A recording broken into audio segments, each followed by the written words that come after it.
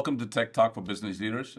My name is Sam Ganga, and I'm going to be moderating a conversation with Marcus Murph, who leads technology consulting for the US Good morning. for KPMG. It's great to be here. Great to be here, too. Thank you for taking the time. Marcus, we recently had KPMG Tech and Innovation Symposium, our 8th annual KPMG Tech and Innovation Symposium a few weeks back. I'd love to sort of get the headlines from that symposium and what we heard and what we saw. So if you wouldn't mind sharing that with the audience, that'd be great. Yeah, what was great about this year is we were in a lot of different places on the topics. It wasn't just about technology. No, yes, there was a lot of talk of AI, but it wasn't just about AI.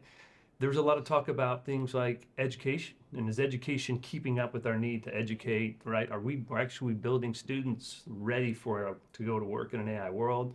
There's a tremendous talk about healthcare and longevity, suggesting that perhaps we're adding 20, 30 years of our life over the next several decades, right? So what does life look like for those of us who maybe used to think we were going to, make it to 70 or 80? Now we're talking about 100, or maybe so that was fascinating. A lot of talk about the space economy and where the opportunities are in space, and they're getting far more tangible. And we had people come in and talk about IP.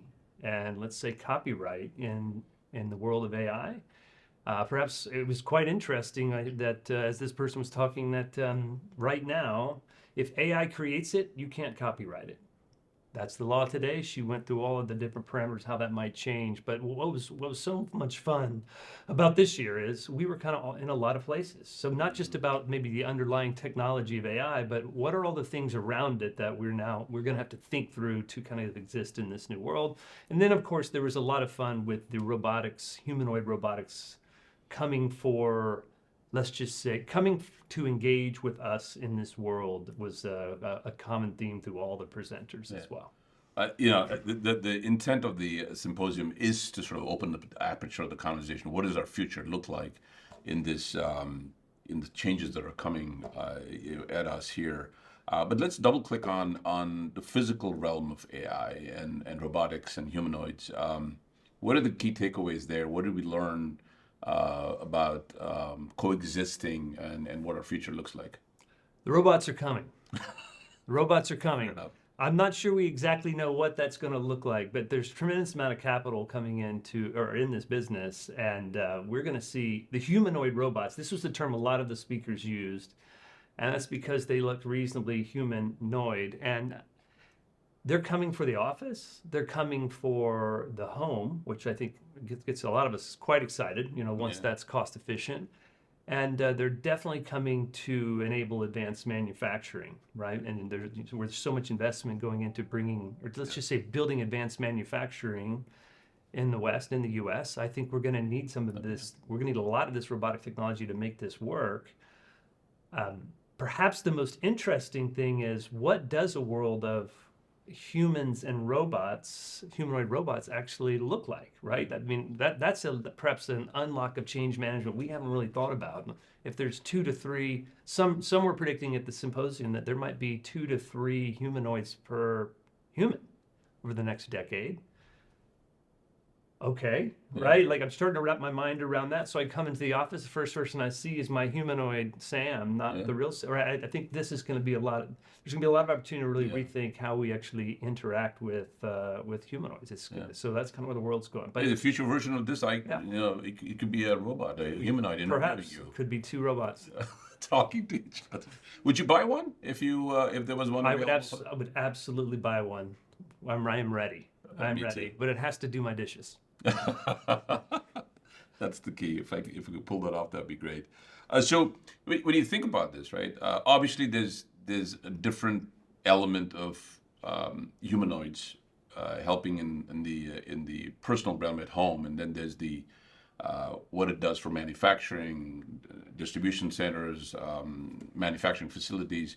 How do you think that it impacts labor strategies, and frankly, how we should think about the workforce of the future? I could imagine them. I think we logically like to imagine them in manufacturing scenarios, but perhaps we can imagine them in retail scenarios. Yeah. We can, helping with stock in the back of the store. Perhaps your greeter is perhaps a humanoid one day. I think there are jobs that people don't really want to do, and then there are jobs that people do want to do. But for a lot of the manual labor, they could be doing that. Yeah. Maybe your future barista at your local coffee joint is a humanoid robot. Now, a lot of this is going to come down to return on investment, right? And what is the, do we feel like we're actually at a point where we can, invest in that, and that makes more sense? The scenarios are vast. Yeah. Now, the question will be, so when you start thinking about labor strategies, right?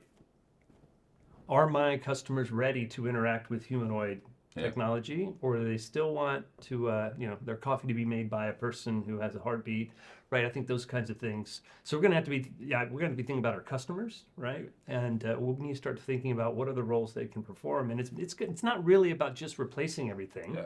We're actually gonna have to, the humans and humanoids will be working together, and there's a whole lot of unlock that we have to think through on this. And artificial, general intelligence is a real thing, and we're going to see a fair amount of this coming about.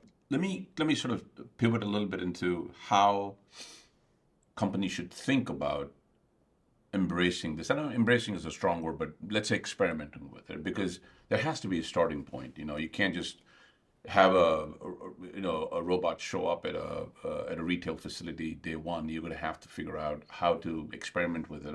How should our clients be thinking about this? I think this is with almost every technology. There's always a starting point. Although for this particular one, it sounds a little bit sci-fi. It sounds a little bit dystopian. So I know there are going to be a lot of mature companies that are going to say, I can't even believe we're having this conversation, right? I think you have to get over that first, just visceral. Are we really, are you really KPMG talking about robots? And the answer is, well, we're talking about humanoid robots. So I think there's first unlock is really just to kind of get over this. This is not sci-fi nuts. You got to get over that. And then look, with all technologies, step one is to begin to evaluate those technologies, right? There are a lot of companies that are actually building these, and beginning to assess the market, being able to start assessing those capabilities, and at some point, starting to make an investment in a pilot. It's just different. In the past, we buy a few licenses, we pilot some software. This time we might be piloting something very physical that does far more. And I think in that way, you have to get over a bit of the cultural as step one, because I do think there are a lot of companies, but then it's just like every other technology. Let's make a small investment. Let's make a small pilot. Let's start surveying the market and begin as a company to say, where does this actually make sense for my business? Yeah. And I think there's certainly a labor play, there's an efficiency play, but there are specific things that we could do in order to help bring this into the fold. Any closing comments on what's next in terms of maybe predicting what we're going to see in next year's Tech and Innovation Symposium? I think we're going to see more about space. Again, for some that sounds very sci-fi. Of course, in this particular case, it is. I think we're going to see more about this notion of superintelligence and how fast it's happening. Yeah, that was a theme as well. And in some ways, there's a tendency in technologists to move the goalpost in to say we've reached some AGI, we've reached some superintelligence, but that will be a topic that we'll continue to see next year as well. Yeah. It is exciting and scary at the same time, right? Yes. Even for technologists like you and I. Exciting and scary, but mostly exciting. We know on the backside of all of these technology revolutions, there are awesome things to come. There are new jobs. There's going to be massive GDP growth. The opportunity is huge. We're about to go into a significant boom. We just don't have all of the answers in what it looks like, and I'm really excited about that. Yeah. That's well put. Marcus, thanks for being here. You bet. Really appreciate your time. If you haven't already, subscribe to Tech Talk for Business Leaders.